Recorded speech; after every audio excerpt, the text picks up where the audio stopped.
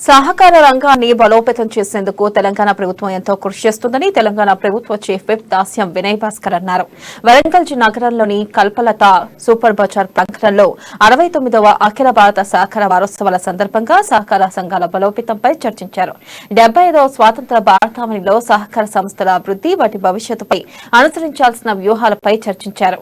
వారం రోజుల పాటు అఖిల భారత సహకార వారోత్సవాలు ఘనంగా నిర్వహించనున్నామని, సహకార సంఘాల బలోపేతం ద్వారానే వ్యవస్థ అభివృద్ధి చెందుతుందని వినయ్ భాస్కర్ తెలిపారు.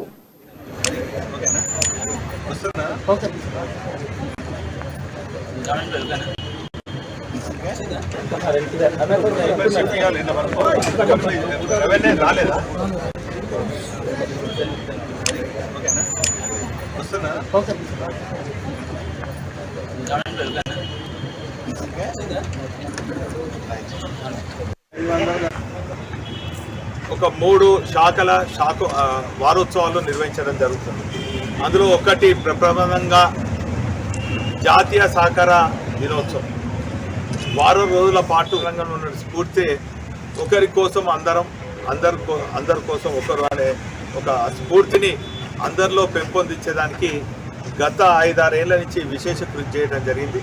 అందులో భాగంగానే నగరంలో అనేక రంగాల్లో ఉన్నటువంటి చిన్న వ్యాపారస్తులు అనుకోండి, చిన్న ఉద్యోగులు అనుకోండి, లేక చిన్న అవుట్సోర్సింగ్లు ఉన్నటువంటి వాళ్ళందరూ కూడా సహకార రంగం సభ్యులై సహకార సంస్థలు నెలకొల్పి ఈరోజు బ్రహ్మాండంగా ఆర్థికంగా ముందుకు పోతున్నటువంటి సందర్భం. అయితే వరంగల్ ఎంజిఎంలో బాబర్గా ఉండేది. వారు అకాల మరణం తర్వాత వారి కుటుంబం అంతా కూడా రోడ్డు మీద పడి చాలా దయనీయమైనటువంటి పరిస్థితి ఉండే. శాఖల వారోత్సవాలు నిర్వహించడం జరుగుతుంది. అందులో ఒకటి ప్రప్రథమంగా జాతీయ సహకార దినోత్సవం.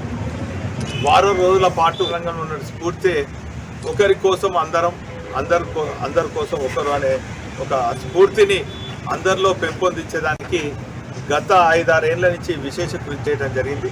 అందులో భాగంగానే నగరంలో అనేక రంగాల్లో ఉన్నటువంటి చిన్న వ్యాపారస్తులు అనుకోండి, చిన్న ఉద్యోగులు అనుకోండి, లేక చిన్న అవుట్సోర్సింగ్లు ఉన్నటువంటి వాళ్ళందరూ కూడా